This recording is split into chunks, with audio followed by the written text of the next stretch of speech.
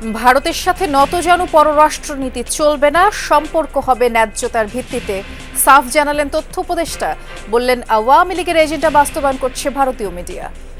ভবিষ্যৎ বাংলাদেশ নতজানু পররাষ্ট্রনীতি রাখবে না এবং তারা সমতা, ন্যায্যতা এবং মর্যাদার ভিত্তিতে যে কোনো রাষ্ট্রের সাথে সম্পর্ক করবে। অনিয়ম করে ইউসিবিএল এর প্রায় ২,০০০ কোটি টাকা লোপাট, সাবেক ভূমিমন্ত্রী সাইফুজ্জামানের দুর্নীতি তদন্তে দুদককে বর্তমান পর্ষদের চিঠি। কনকনে ঠান্ডায় দুর্ভোগে উত্তরাঞ্চলের খেটে খাওয়া মানুষ, হাসপাতালগুলোতে রোগীর ভিড়, শৈত্যপ্রবাহের খবরে বেড়েছে উদ্বেগ, উৎকণ্ঠা। আগামী ২ মাসের মধ্যে ৮ থেকে ১০টি মৃদু থেকে মাঝারি ধরনের শৈত্যপ্রবাহ যাওয়ার সম্ভাবনা রয়েছে। আমাদের তদারকিটা আর বেশি হচ্ছে এখন, যে যাতে রোগী আসার সাথে সাথে আমরা সেই চিকিৎসা শুরু করতে পারি এবং যাতে রোগীটাকে রেগুলার মনিটর করতে পারি এবং ফলো আপ করতে পারি। শীতের শুরুতেই পর্যটকে মুখরিত রাঙামাটি, ভ্রমণ নিষেধাজ্ঞা প্রত্যাহারে দর্শনীয় স্পটগুলোতে উপচে পড়া ভিড়, প্রকৃতির নৈসর্গিক সৌন্দর্যে মুগ্ধ সবাই।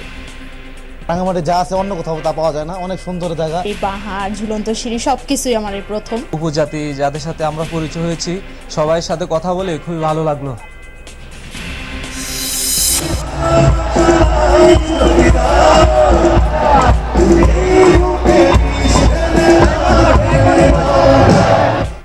রাজধানীর মানিক মিয়া অ্যাভিনিউয়ে সবার আগে বাংলাদেশ কনসার্টে সঙ্গীত প্রিয়দের উচ্ছ্বাস উন্মাদনা, মঞ্চ মাতান জনপ্রিয় শিল্পীরা। এই চাঁদ খুঁজবে না উত্তর, একবার যদি বলো আমাকে, আমি থাকবো না নির্বাক, আমি তারা তুমি।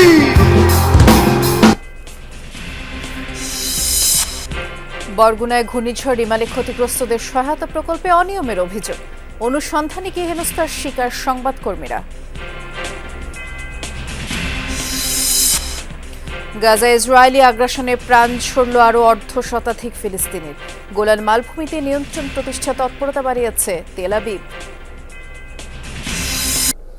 নতুন বাংলাদেশে নতজানু পররাষ্ট্রনীতি চলবে না, যে কোনো রাষ্ট্রের সাথে সম্পর্ক হবে ন্যায্যতার ভিত্তিতে। এই বাস্তবতা মেনে নিতে হবে ভারতকে। যমুনা টেলিভিশনকে দেয়া সাক্ষাৎকারে তথ্য ও সম্প্রচার উপদেষ্টা নাহিদ ইসলাম বলেছেন, আওয়ামী লীগের এজেন্ডা বাস্তবায়নে মিথ্যাচার করছে ভারতীয় মিডিয়া, সংখ্যালঘু ইস্যুতে অপপ্রচার চালিয়ে উস্কানি দিচ্ছে। সহকারী হাইকমিশনে হামলা কিংবা সীমান্তে প্রাণহানির পর ভারতের দুঃখ প্রকাশ একরকমের প্রহসন বলেও মনে করেন নাহিদ ইসলাম। সহকর্মী তানফির মোর্শেদের ক্যামেরায় আরেক সহকর্মী লামিয়া তিথির রিপোর্ট।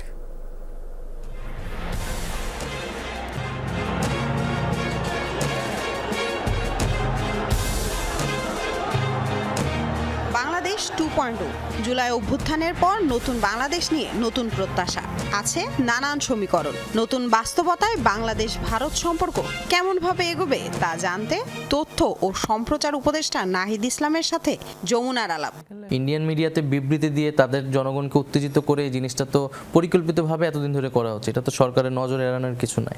এই তরুণ উপদেষ্টা জানালেন, ভারতের সাথে সম্পর্কের টানাপোড়েন কিভাবে দেখছেন তিনি। আমরা দেখেছি যে এক ধরনের নতজানু পররাষ্ট্রনীতি বাংলাদেশের ছিল। ভারতের সাথে অনেক অসম চুক্তি বাংলাদেশ বিগত সরকার করেছে। তো আমরা তো বলেছি যে বর্তমান সরকার এবং ভবিষ্যৎ বাংলাদেশ এই ধরনের নতজানু পররাষ্ট্রনীতি রাখবে না এবং তারা সমতা, ন্যায্যতা এবং মর্যাদার ভিত্তিতেই যে কোনো রাষ্ট্রের সাথে সম্পর্ক করবে। ভারতকেও এই বাংলাদেশের নতুন বাস্তবতা আসলে মেনে নিতে হবে। জঘন্য, লজ্জাজনক পরিস্থিতি তৈরি করা হচ্ছে ওপার বাংলায়। বাংলাদেশের সংখ্যালঘুদের মধ্যে নিরাপত্তাহীনতার বিষয়টি ভারতীয় মিডিয়া একরকম চাপিয়ে দিচ্ছে বলেও মত নাহিদ ইসলামের। ভারতীয় মিডিয়া এটা তৈরি করার চেষ্টা করছে, আমার দেশের যে সংখ্যালঘু সম্প্রদায়কে এই অনাস্থা তারা তৈরি করার চেষ্টা করছে। আমরা এটাই বলবো যে এই দেশ আমাদের, এই দেশের মাটি আমাদের, এই দেশ খারাপ হোক ভালো হোক মিলেমিশে আমাদেরকেই থাকতে হবে। আমাদের আর কিছু যদি কোনো বিপদ হয় কেউ রক্ষা করতে বাইরে থেকে আসবে না। আমরা কোনো সংকটকে উড়িয়ে দিচ্ছি না। আমরা জানি যে সংখ্যালঘু সম্প্রদায়ের আমাদের দেশে এক ধরনের অনিরাপত্তা বোধ আছে এবং সেটা আসলে বিগত সময়ে বিভিন্ন রাজনৈতিক সরকার বা বিশেষত আওয়ামী লীগ তাদের উপর যে ধরনের দমন পীড়ন করেছে, অথচ তারা নিজেদেরকে সংখ্যালঘু বান্ধব সরকার হিসেবে বারবার বহির্বিশ্বে দেখা চেয়েছে। বাংলাদেশ থাকবে না, থাকবে না বাংলাদেশ। তথ্য উপদেষ্টা বলেন, আওয়ামী লীগের ন্যারেটিভ বাস্তবায়ন করতে চায় বলেই ভারতীয় মিডিয়া এতটা আগ্রাসী। দাবি করেন শেখ হাসিনা সরকারই বরং সংখ্যালঘুদের দমন পীড়ন করেছে। মূলত এটা একটা আওয়ামী লীগের ন্যারেটিভ, যে ন্যারেটিভ এখন ইন্ডিয়ান মিডিয়া সেটা প্রচার করছে, এবং ইন্ডিয়াকেও আমরা বারবার বলেছি, আনুষ্ঠানিকভাবে বলেছি যে এই ধরনের অপপ্রচার না করতে। বাংলাদেশ যখন শেখ হাসিনাকে ফেরত চাইবে, শেখ হাসিনাকে যাতে ফেরত দেওয়া হয় দ্রুত সময়ের মধ্যে। জুলাই অভ্যুত্থানে আত্মত্যাগ করেছে সব মত ও ধর্মের মানুষ, কিন্তু সে সময় ভারতের গণমাধ্যম কেন সরব ছিল না, সে প্রশ্নও তোলেন তথ্য উপদেষ্টা। যখন আমরা রাস্তায় নেমেছি আমরা দেখি নাই কে হিন্দু কে মুসলমান। যখন আমাদের বিরুদ্ধে গুলি চালানো হয়েছে, হিন্দু মুসলমান দেখে গুলি চালানো হয়নি। ফলে তখনও যে এত সংখ্যালঘু মারা গেলেন সেটা নিয়ে কিন্তু ভারত কোনো বার্তা দেয়নি। কূটনৈতিক স্থাপনার নিরাপত্তা আর সীমান্ত হত্যা বন্ধে ভারত সরকার আরও সচেষ্ট হবে বলেও আশাবাদী অন্তর্বর্তী সরকারের তরুণ এই উপদেষ্টা। ভারতকে বলেছি যে দায়িত্বশীল আচরণ করতে, আমাদের সীমান্তে এখনও হত্যাকাণ্ড হচ্ছে, হত্যাকাণ্ডগুলো বন্ধ করতে এবং বাংলাদেশের সাথে নতুনভাবে একটা সম্পর্ক তৈরি করতে। লামিয়া তিথি, যমুনা নিউজ, ঢাকা। অনিয়ম ও দুর্নীতির মাধ্যমে ইউনাইটেড কমার্শিয়াল ব্যাংক থেকে প্রায় ২,০০০ কোটি টাকা লুটে নিয়েছে সাবেক ভূমিমন্ত্রী সাইফুজ্জামান চৌধুরী ও তার পরিবার। ঋণের নামে অর্থ বের করে নেওয়ার পাশাপাশি উচ্চ মূল্যে শেয়ার কিনেও ক্ষতির মুখে ফেলেছে ইউসিবিএলকে। আর এসব অনিয়মের চিত্র উঠে এসেছে ব্যাংকটির অভ্যন্তরীণ তদন্তে। সাইফুজ্জামানের দুর্নীতি তদন্তে দুর্নীতি দমন কমিশনে চিঠি দিয়েছে বর্তমান পরিচালনা পর্ষদ। 2018 সালে আগের পর্ষদকে সরিয়ে ইউসিবিএলকে দখলে নেন সাবেক ভূমিমন্ত্রী সাইফুজ্জামান চৌধুরী জাবেদ। নিজ পরিবারের সদস্যদেরকে অন্তর্ভুক্ত করেন পর্ষদে। স্ত্রী রুকমিলা জামানকে চেয়ারম্যান এবং ভাই আনিসুজ্জামানকে করেন নির্বাহী কমিটির চেয়ারম্যান। চাচাতো ভাই আলমগীর কবির অপুকে নিয়ম লঙ্ঘন করে করা হয় ব্যাংকের উপব্যবস্থাপনা পরিচালক। এরপরই ব্যাংক লুটের ছক আঁকেন জাবেদ। 2018 থেকে 2024 জুলাই পর্যন্ত ব্যাংকের নানা অনিয়ম, দুর্নীতি এবং লুটপাটের কথা জানিয়ে দুর্নীতি দমন কমিশনে চিঠি দিয়েছে বর্তমান পরিচালনা পর্ষদ। এতে বলা হয়েছে, নানা অসঙ্গতি থাকার পরও আদনান ইমামের কোম্পানি জেনেক্স এবং এর সহযোগী কোম্পানিকে ২,০০০ কোটি টাকা ঋণ দেওয়া হয়। যদিও এ ঋণে ব্যবস্থাপনা পর্যায়ে কোনো সুপারিশ ছিল না, শুধু জাবেদের প্রভাবেই ঋণ অনুমোদন করা হয়। নীতিমালা ভঙ্গ করে দেওয়া ঋণের বিপরীতে নেওয়া হয়নি পর্যাপ্ত জামানত। এ ঋণের বড় অংশই বিদেশে পাচার হয়েছে বলেও অভিযোগ আছে। বিশ্লেষকরা বলছেন, রাজনৈতিক প্রভাব খাটিয়ে ব্যাংক লুটপাটে জড়িয়েছে সাইফুজ্জামান চৌধুরী। এখন উনি ওনার ওয়াইফকে বসায় রেখে তারপরে উনি সামনে বসে থাকবেন, তারপর ওনার একজন আত্মীয় সেখানে থাকবেন, তারাই সব কিছু করবে, এটা কোনোভাবে অ্যাকসেপ্টেড না। তো একদিকে আপনার রাজনৈতিক পাওয়ার, অন্যদিকে ব্যাংকের ওনারশিপ, দুইটা মিলে তো ডেফিনেটলি আপনি সাংঘাতিক প্রভাব প্রতিপত্তিশীল, তাই না? তো সেই কারণে এই গভর্নেন্সের এই প্রবলেমগুলো হয়েছে। আনিসুজ্জামান ও বশির আহমেদ সহ বোর্ড সদস্যদের অনুমোদনে লক-ইনে থাকা জেনেক্স ইনফোসিসের 60,83,626টি শেয়ার কেনে ইউসিবি। প্রতিটি শেয়ার 172 টাকা 50 পয়সা দরে মোট 105 কোটি টাকার শেয়ার কেনা হয়। 172 টাকার শেয়ার গত সেপ্টেম্বরে লেনদেন হয় 37 টাকায়। বর্তমানে এর বাজার মূল্য 29 টাকা। ফলে লোকসানের পরিমাণ বেড়ে দাঁড়িয়েছে 87 কোটিতে। শেয়ার কেনার ক্ষেত্রে কোনো গবেষণা এবং ব্যবস্থাপনা কর্তৃপক্ষের অনুমোদন ছিল না বলেও উঠে এসেছে তদন্তে। ব্যাংক তো হচ্ছে ডিপোজিট নেবে, লেন্ডিং করবে। এখন যদি সেই ইনভেস্টমেন্টও করতে যায় তো ডেফিনেটলি ইনভেস্টমেন্ট অ্যানালাইসিস তো তাকে করতে হবে, যে কোন শেয়ারটা আপনি কিনছেন, এটা ক্রয়যোগ্য কিনা, এটার দাম বাড়বে কিনা বা দাম কমবে কিনা, এটার ভিতরে কন্টেন্ট আছে কিনা, এটার পিছনের লোক কারা, এগুলো তো দেখতে হবে। ওদের মধ্যে একটা কি বলে ইল মোটিভ কাজ করছে, একটা ইল যোগসাজশ ছিল। সাবেক ভূমিমন্ত্রী সাইফুজ্জামান চৌধুরী এবং তার পরিবারের ব্যাংক লুটপাটের বিরুদ্ধে ব্যবস্থা নিতে দুর্নীতি দমন কমিশনে চিঠি দিয়েছে বর্তমান পরিচালনা পর্ষদ, যা খতিয়ে দেখছে দুদক। ইউসিবি ব্যাংকের অনিয়ম খতিয়ে দেখার কথা জানিয়েছে বাংলাদেশ ব্যাংকও। এই অনিয়মের বিভাগগুলো যাদের দেখার কথা তারা নিশ্চয়ই এই ব্যাংকের এই কেসটার বিষয়ে তারা কাজ শুরু করবে, বিশেষ করে যারা FICSD-তে আছে, অর্থাৎ ফাইন্যান্সিয়াল ইন্টিগ্রিটি কাস্টমার সার্ভিস ডিপার্টমেন্টে, যারা পরিদর্শন বিভাগে আছে, যারা অফসাইট সুপারভিশন ডিপার্টমেন্ট দেখছে, তারা কিন্তু এই ক্ষেত্রে তাদের কার্যকরী ব্যবস্থা গ্রহণ করবার কথা। আলমগীর হোসেন, যমুনা নিউজ, ঢাকা। অভ্যন্তরীণ কোন্দল ঘনীভূত হচ্ছে বরিশাল মহানগর বিএনপিতে। কমিটিতে স্থান পাওয়া নেতাদের মধ্যে বিরোধ চরমে। অন্যদিকে আসন্ন সম্মেলন সামনে রেখে মাঠে তৎপরতা বেড়েছে পদবঞ্চিতদের। মহানগরের নেতারা বলছেন সুসময়ের কোকিলদের জায়গা হবে না দলে। চলতি বছরের জুন মাসে গঠিত ৩ সদস্যের আহ্বায়ক কমিটি দিয়েই চলছিল বরিশাল মহানগর বিএনপির কার্যক্রম। দলের হাইকমান্ডের নির্দেশে অবশেষে ৪২ সদস্যের কমিটির নাম কেন্দ্রে জমা দিতে বাধ্য হন এই ৩ নেতা। নভেম্বরে পূর্ণাঙ্গ আহ্বায়ক কমিটি অনুমোদন দেয় কেন্দ্র। কমিটি গঠনে জ্যেষ্ঠতা লঙ্ঘন, বিতর্কিতদের পদায়ন সহ নানা অভিযোগ উঠেছে। এটা মূলত মাই কমিটি, যার পরের লোক, যার নিজস্ব লোক এভাবে করা হয়েছে। যারা বিগত সময় আন্দোলন সংগ্রামে পরীক্ষিত ছিল তারা অনেকেই বাদ পড়েছে, তারা সিনিয়র জুনিয়রিটি মেনটেন করতে পারেনি। কেন্দ্রের নির্দেশ মোতাবেক ৬০ থেকে ৯০ দিনের মধ্যে সম্মেলনের মাধ্যমে পূর্ণাঙ্গ কমিটি গঠন করতে হবে। তাই দীর্ঘদিন কোণঠাসা পদবঞ্চিত সিনিয়র নেতাদের রাজনৈতিক মাঠে তৎপরতা বেড়েছে। আমরা প্রত্যেকটা প্রোগ্রাম, জাতীয় প্রোগ্রাম বলেন, বিভাগীয় প্রোগ্রাম বলেন, আমরা সবাই অংশগ্রহণ করি। উপজেলা থেকে নামদারি কিছু লোক এনে বরিশাল মহানগরের নেতা বানাইছে। আদতে এরা বরিশাল মহানগরের লোক না, এবং এরা হইলে আওয়ামী লীগপন্থী। কমিটি নিয়ে বিভক্তির কারণে সম্প্রতি এক সভায় যোগ দেয়নি আহ্বায়ক কমিটির ২৫ সদস্য। বিষয়টি ধামাচাপা দিতে অভ্যন্তরীণ কোন্দলের বিষয়টি এড়িয়ে গিয়ে যুগ্ম আহ্বায়ক উল্টো সভা ডাকার প্রক্রিয়া নিয়ে প্রশ্ন তুললেন। অনেকে বাটন মোবাইল ব্যবহার করে, কিন্তু সেখানে মিটিংটা কল করা হয়েছে ফেসবুকের মাধ্যমে। অনেকেই দেখেছে ফেসবুকের মাধ্যমে, এই জন্য তারা অনেকে মিটিংয়ের টাইম জানে নাই, যার ফলে এইখানে লোক সংখ্যা অনেক কম হয়েছে। মহানগর নেতারা বলছেন বয়সে তুলনামূলক তরুণ নাসরিনকে ১ নম্বর যুগ্ম আহ্বায়ক করায় সিনিয়র নেতারা কমিটিতে আসতে রাজি হয়নি। তাছাড়া অনেকেই দলের দুঃসময়ে মাঠে ছিলেন না।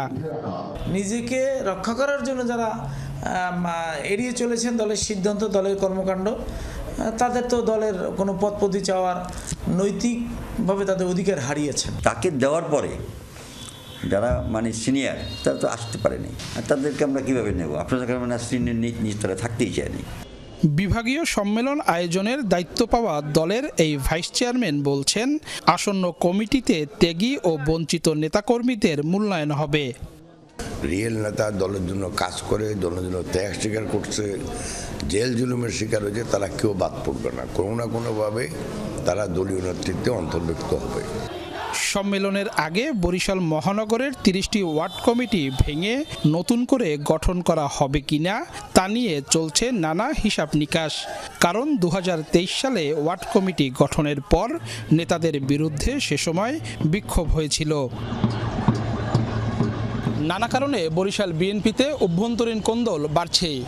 আসন্ন সম্মেলনে দলের ত্যাগী নেতাদের মূল্যায়ন করা না হলে এই সংকট আরও প্রকট আকার ধারণ করবে, যার প্রভাব পড়বে আগামীর নির্বাচনে। এমনটাই মনে করেন দলের তৃণমূলের নেতাকর্মীরা। কাউসার হোসেন, যমুনা নিউজ, বরিশাল। বছর ঘুরে আবারও এসেছে শীতের বুড়ি। এই ঋতুকে রোমাঞ্চকর বলা হলেও উত্তরাঞ্চলের মানুষের জন্য শীতকাল আসে সীমাহীন কষ্ট আর দুর্ভোগ নিয়ে। এরই মধ্যে এই বিভাগে তাপমাত্রার পারদ ১০ ডিগ্রির ঘরে নেমেছে, আর মৌসুমের শুরুতেই বিপর্যস্ত মানুষের দুশ্চিন্তা আরও বাড়িয়েছে শৈত্যপ্রবাহের খবর। এই পরিস্থিতি মোকাবেলায় আদৌ কি কোনো প্রস্তুতি আছে প্রশাসনের? মুক্তার দুলের মতো শীতের সৌন্দর্য আবেদন বাড়িয়ে দেয় নরম দুর্বা ঘাস, সোনালি ধান কিংবা গাছের পাতায় জমে থাকা শিশির বিন্দু। তবে শীতের তীব্রতায় এই সৌন্দর্য স্পর্শ করতে পারে না দেশের উত্তরের মানুষকে। গেল ৬ দিনে উত্তরাঞ্চলে তাপমাত্রার পারদ নেমেছে ১০ ডিগ্রির নিচে। দুশ্চিন্তা আরও বেড়েছে মাঝারি থেকে তীব্র শৈত্যপ্রবাহ বয়ে যাওয়ার পূর্বাভাসের খবরে। আগামী ২ মাসের মধ্যে ৮ থেকে ১০টি মৃদু থেকে মাঝারি ধরনের শৈত্যপ্রবাহ বয়ে যাওয়ার সম্ভাবনা রয়েছে, এবং ২ থেকে ৩টি তীব্র ধরনের শৈত্যপ্রবাহ, যেটাকে আমরা ৪ থেকে ৬ ডিগ্রি সেলসিয়াস তাপমাত্রা বলি, এই ধরনের শৈত্যপ্রবাহ বয়ে যাওয়ার সম্ভাবনা আমাদের উত্তর পশ্চিম অঞ্চলে, বিশেষ করে মধ্য অঞ্চলে রয়েছে। আবহাওয়া অফিসের এমন খবরে সবচেয়ে বেশি উদ্বিগ্ন চাষিরা। বোরোর বীজতলা এবং আলু আবাদের ভবিষ্যৎ নিয়ে শঙ্কিত তারা। হাসপাতালেও বেড়েছে ঠান্ডাজনিত রোগে আক্রান্তদের ভিড়।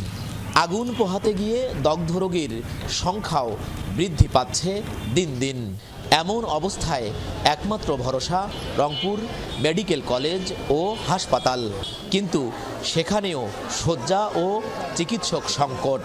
এই সময়টাতে আলু ফসলের শীত নামেই প্রতি বছর, এবং কৃষকরা কিভাবে ফাঞ্জিসাইড স্প্রে করে সেটা মোকাবেলা করতে হয় সেটা শিখেছে, এবং আমরা মাঠে প্রতি বছরই কৃষকদের সাথে এই ব্যাপারে অ্যাক্টিভ থাকি। আমাদের তদারকিটা আর বেশি হচ্ছে এখন, যে যাতে রোগী আসার সাথে সাথে আমরা সেই চিকিৎসা শুরু করতে পারি এবং যাতে রোগীটাকে রেগুলার মনিটর করতে পারি এবং ফলো আপ করতে পারি। এই জন্য কিন্তু আমাদের ডাক্তার এবং নার্স এবং অন্যান্য যারা আছেন তারা সবাই সচেতন এবং কাজ করে যাচ্ছেন। উত্তরাঞ্চলবাসীকে প্রতি বছরই অবর্ণনীয় কষ্টে কাটাতে হয় শীতকাল। গরম কাপড়ের চাহিদা মেটাতে আগাম প্রস্তুতি নেওয়া আছে বলে জানান বিভাগীয় কমিশনার।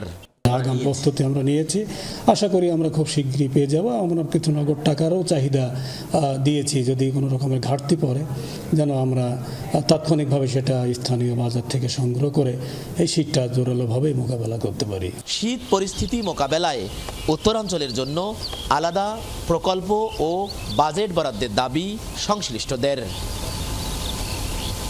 সরকার মাঝারুল মান্নান, যমুনা নিউজ, রংপুর।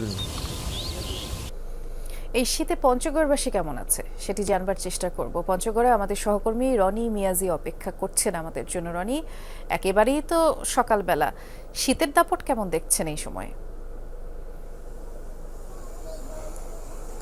জি বৃষ্টি, আপনি জানেন যে দেশের যে শেষ প্রান্তের জেলায় পঞ্চগড়ে কিন্তু বরাবরই শীতের তাপমাত্রা পারদ কিন্তু নিম্ন থাকে এবং শীতের প্রকোপ কিন্তু বেশি থাকে।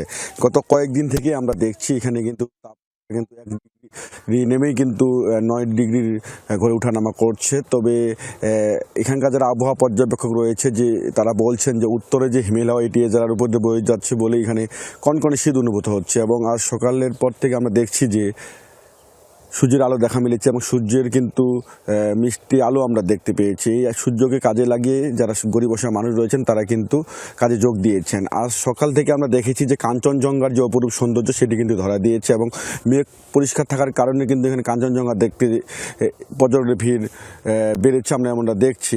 আর এখানে যারা সাধারণ মানুষ রয়েছে তারা কিন্তু অনেক দুর্ভোগের মধ্যে পড়েছেন। তারা কিন্তু বরাবরই দাবি জানাচ্ছেন, যেহেতু এই মুহূর্তে কনকনে শীত অনুভূত হচ্ছে এবং হিমালয় বয়ে যায় জেলার উপর দিয়ে, এখানে যদি তাদের শীতবস্ত্রদের সহযোগিতা করা হয় তাহলে তারা অনেকটা উপকৃত হবে। আমরা কিন্তু সরেজমিনে দেখেছি তেমন একটা কিন্তু শীতবস্ত্র বিতরণ সেভাবে শুরু হয় নাই, ফলে যারা শীতার্থ মানুষ রয়েছেন তারা কিন্তু অনেকটা দুর্ভোগের মধ্যে পড়েছেন।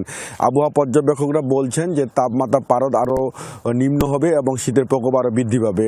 আর পঞ্চগড়ে আবহাওয়ার কথা যদি বলি যে দিনভর কিন্তু মোটামুটি গরম আবহাওয়া থাকলেও কিন্তু সন্ধ্যার পর থেকে কিন্তু উত্তরে হিমালয় এই জেলার উপর দিয়ে বয়ে যায়, কখনো ঘন কুয়াশায় আচ্ছাদিত থাকে পুরো জেলা, ফলে যারা নিম্ন আয়ের মানুষ রয়েছেন তারা অনেকটা বিপাকে পড়েন। আপনি জানেন যে পঞ্চগড়ে তেমন কোনো ভারী শিল্প প্রতিষ্ঠান নেই, এখানকার বেশিরভাগ মানুষ পাথর এবং চা শ্রমিক হিসেবে জীবিকা নির্বাহ করে। এই মানুষগুলো কিন্তু ভোর হলেই কিন্তু কাজের সন্ধানে বেরিয়ে পড়তে হয়। যারা পাথর শ্রমিক রয়েছেন তারা কিন্তু পঞ্চগড়ে যে ডাহুক নদী রয়েছে, করতোয়া, টাঙ্গন এবং মহানন্দা, এই নদীতে কিন্তু নেমেই তারা ঠান্ডা পানিতে কাজ করেন। এবং যারা এখানকার সাধারণ চা শ্রমিক রয়েছেন তারা কিন্তু শিশির ভেজা সকালেই বের হন এবং তারা কিন্তু বাগানে চা পাতা কাটেন। এই মানুষগুলো কিন্তু অনেক বিভাগে পড়েছেন। তারা বলছেন এই মুহূর্তে যদি তাদের শীতবস্ত্রদের সহযোগিতা করা হয় তাহলে তারা অনেকটা উপকৃত হবে। এবং জেলা প্রশাসনের পক্ষ থেকে আমাদেরকে জানানো হয়েছে যে তারা সাধ্যমতো চেষ্টা করছে যারা গরিব অসহায় শীতার্থ রয়েছে তাদের শীতবস্ত্র দেওয়ার জন্য।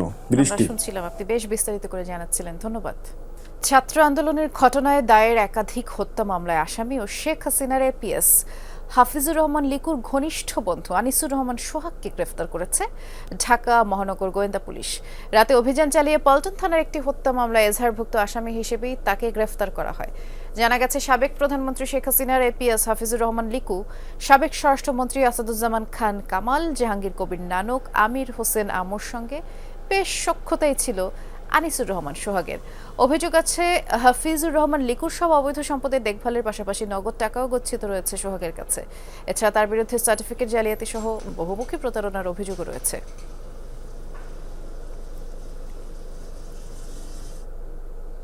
মায়ের বয়স ২৮, ছেলের ২২। এই ঘটনা নীলফামারীর।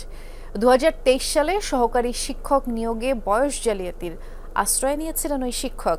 নিয়োগের সময় জাতীয় পরিচয়পত্র অনুযায়ী তার বয়স ছিল ৪১, জন্মসনদ ছিল অসম্পূর্ণ, তবুও তার নিয়োগ হয়। আর সেই শিক্ষক এবার বয়স কমিয়েছেন ১৪ বছর। নীলফামারীর কিশোরগঞ্জ উপজেলার ঘোনপাড়া মডেল সরকারি প্রাথমিক বিদ্যালয় ২০২৩ সালের ২৪ জানুয়ারি সহকারী শিক্ষক পদে যুক্ত হন উম্মে কুলসুম লিলি। সে সময় জাতীয় পরিচয়পত্র অনুযায়ী তার জন্ম ১৯৮২ সালে, অর্থাৎ বয়স ছিল ৪১ বছর। অথচ ২০১৩ সালের দাখিল পাশের সনদ অনুযায়ী ২৭ বছর দেখিয়ে সরকারি চাকরি বাগিয়ে নেন তিনি। বয়স জালিয়াতির মাধ্যমে সরকারি চাকুরিতে যোগদানের বিষয়ে গণমাধ্যমে সংবাদ প্রকাশ হলে লিলির বেতন চালু করেনি কর্তৃপক্ষ। কিন্তু ১৯ মাস পর ১৪ বছর বয়স কমিয়ে সংশোধন হয় এনআইডি, যা দেখিয়ে উত্তোলন করেছেন বেতন ভাতা।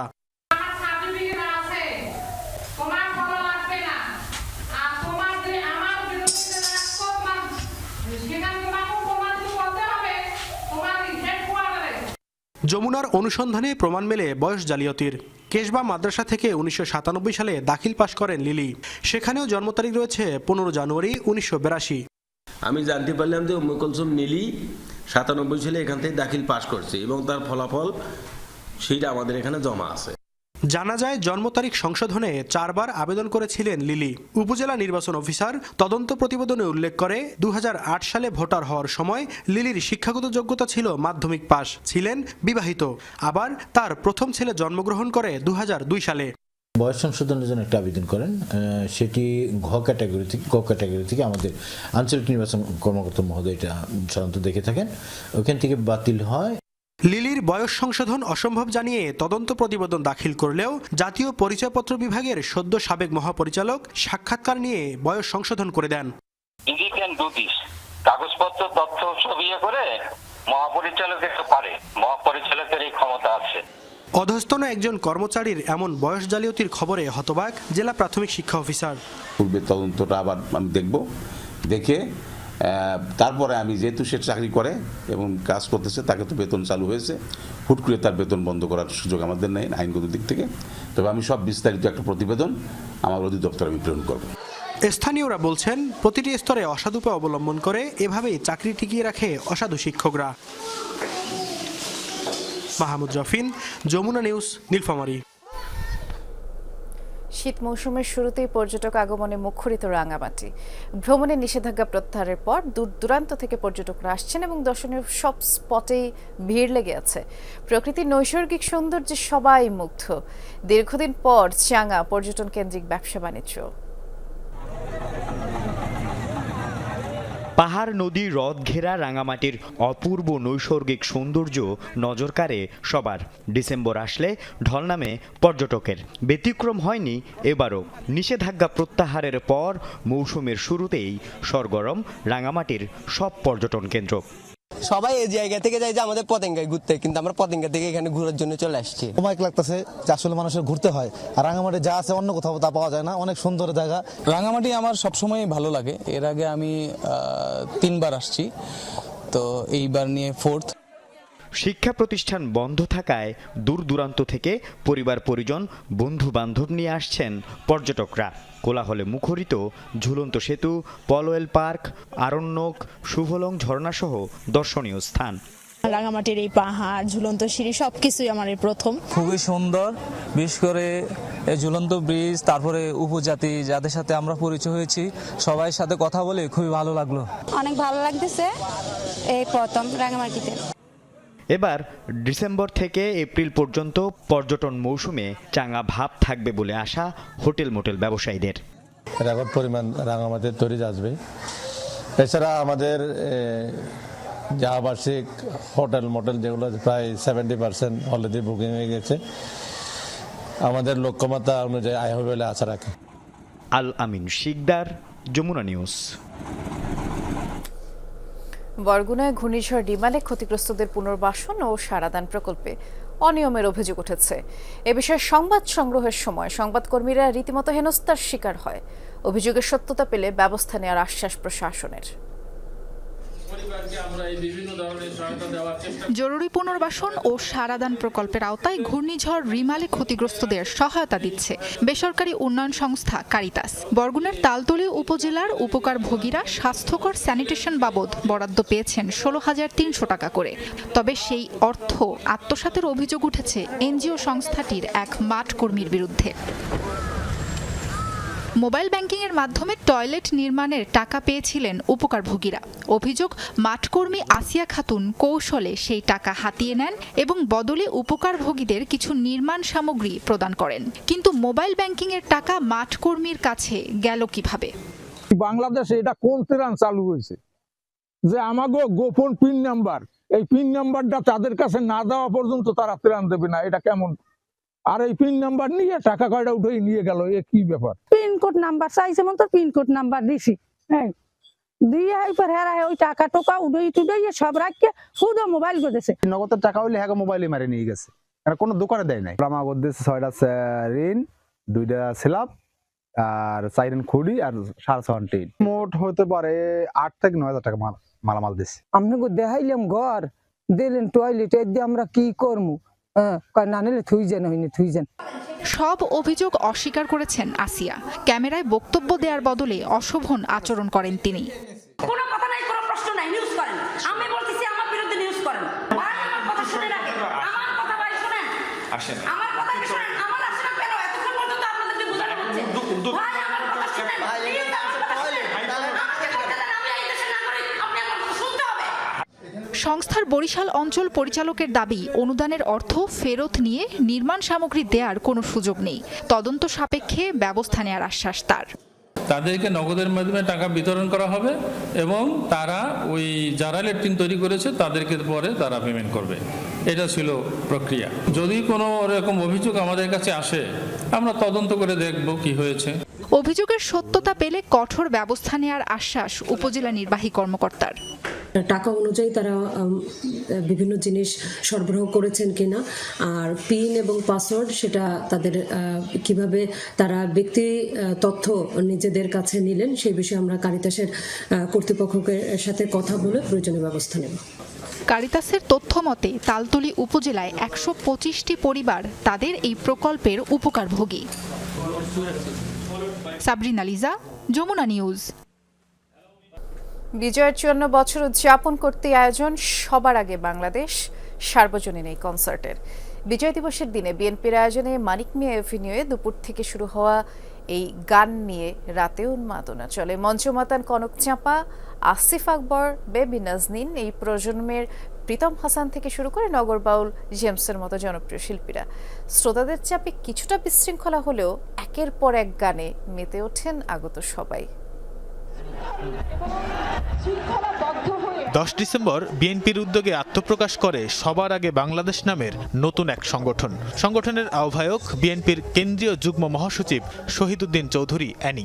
ঢাকার মানিক মিয়া এভিনিউয়ে মহান বিজয় দিবসে বেলা 1:30টার দিকে এই সংগঠনের আয়োজনেই শুরু হয় সবার আগে বাংলাদেশ কনসার্ট। শুরুর দিকে উপচে পড়া ভিড়ের মধ্যে এক পর্যায়ে ব্যারিকেড ভেঙে প্রবেশ করে দর্শকরা। জনস্রোতে ভেঙে পড়ে মিডিয়া কাভারেজ মঞ্চ। আহত হন বেশ কয়েকজন গণমাধ্যম কর্মী। তবে সব ছাপিয়ে দেশের সঙ্গীতাঙ্গনের পরিচিত সব শিল্পীর গানে ফেরে স্বস্তি। শুরুতে গান পরিবেশন করেন শিল্পী নাসির খান, মঞ্চে ওঠেন প্রীতম হাসান। গোটা সড়ক জুড়ে উন্মাদনা দর্শকের কণ্ঠেও। প্রীতম হাসানের গান ভালো লাগে সব থেকে, এটা শুনলাম। তারা দেশপ্রেমিক সঙ্গীত শিল্পী, তাদের গান উপভোগ করব, নিঃশ্বাস নেব মুক্ত বাতাসে। মনে করেছিলাম যে একদমই দেখতে পারবো না, কিন্তু তারপরে একটু পাচ্ছি দেখতে আর কি, অতটা অনিরাপদ মনে হচ্ছে না। তারপরে একটু অর্গানাইজ হলে ভালো হতো। এরপর মঞ্চ মাতান কনক চাপা, গান পরিবেশন করেন আসিফ আকবর, বেবি নাজনীন, মনির খান, কণা, ইমরান, জেফার সহ অনেকেই। ব্যান্ডের গানেও মেতে ওঠে আগতরা। বিজয়ের পরে আমাদের এরকম একটা প্রোগ্রাম, এরকম একটা অনুষ্ঠান যেটা আমাদের তরুণ প্রজন্মকে ভাই উজ্জীবিত করে নতুন ভাবে বাংলাদেশকে রিপ্রেজেন্ট করার জন্য। ভাই এখানে যে ভিড়, একদম ফার্স্টের দিকে যদি মানুষ ঢোকে মানে বের হওয়ার উপায় নাই। আমাদের প্রত্যাশা থাকবে আগামী বছরগুলোতেও যেন এরকম ভাবে আমরা উদযাপন করতে পারি। এসে আমার খুবই ভালো লাগছে, আমার 2 বাচ্চাকে নিয়ে চলে আসছি। আমার অনেক ভালো লেগেছে, আমরা এরকম কনসার্ট আরো বেশি বেশি চাই।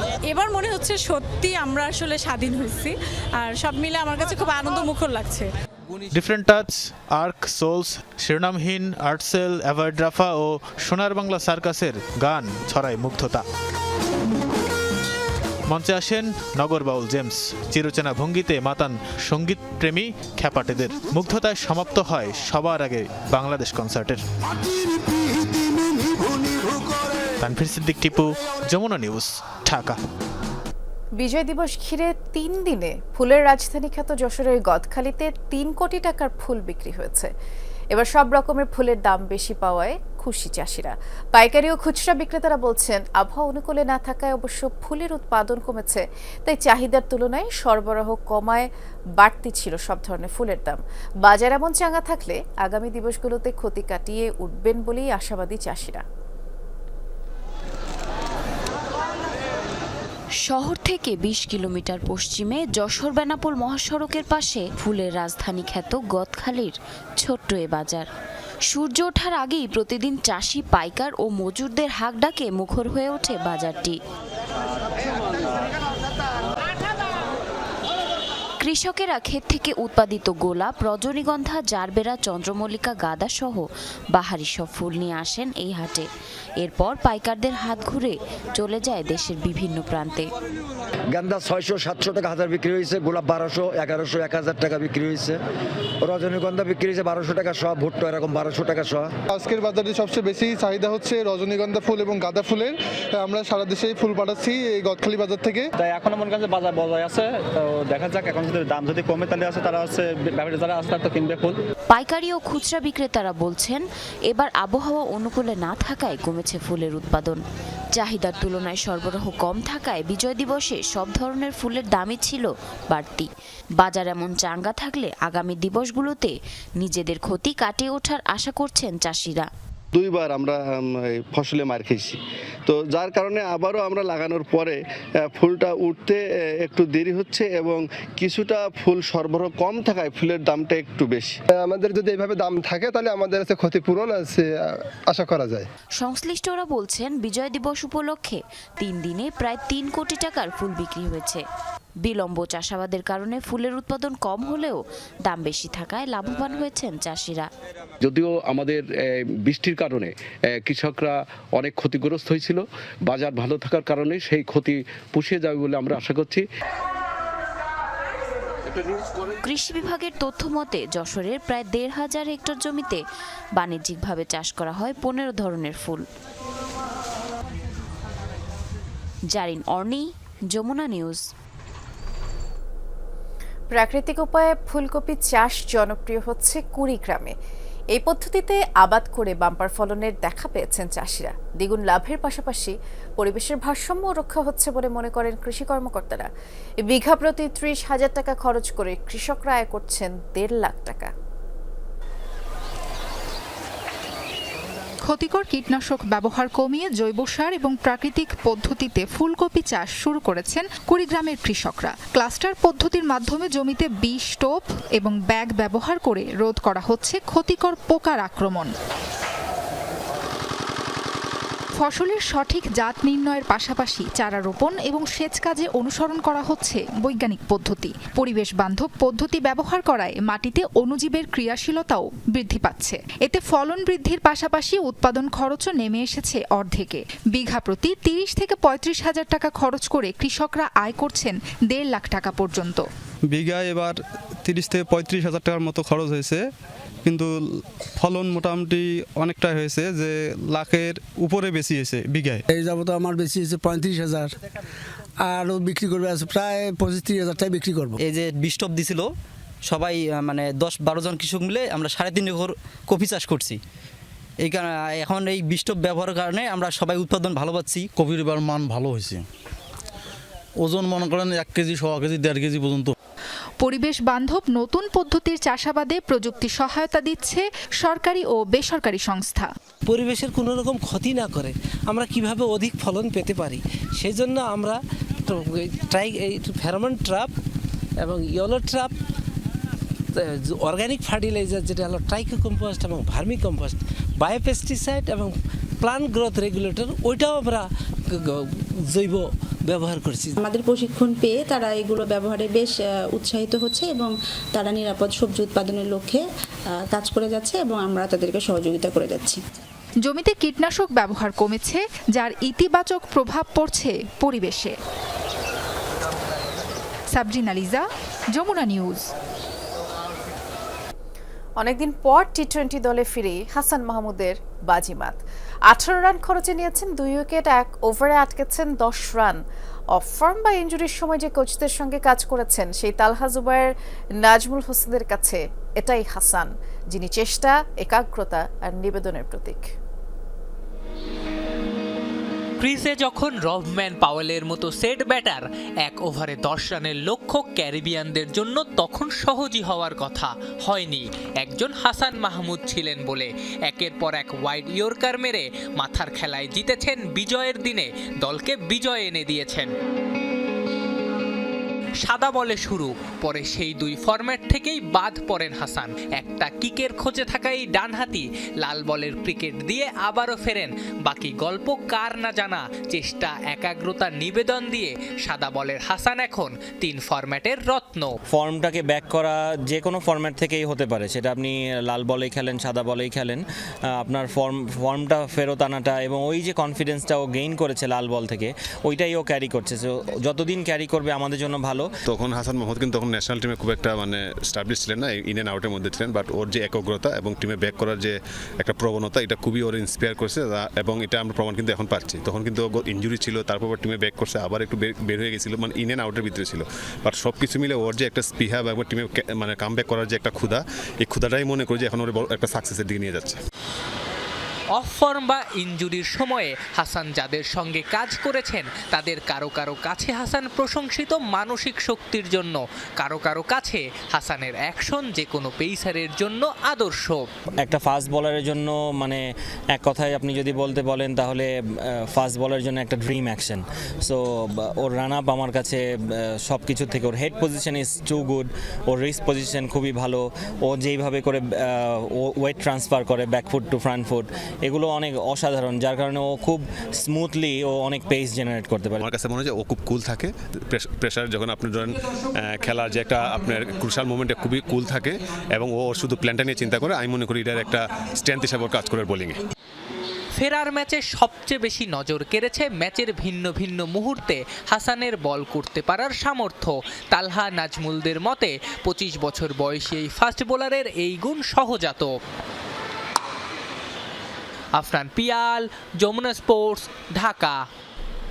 গাজায় বর্বরতম ইসরায়েলি আগ্রাসনে প্রাণহানি 45,000 ছাড়িয়েছে।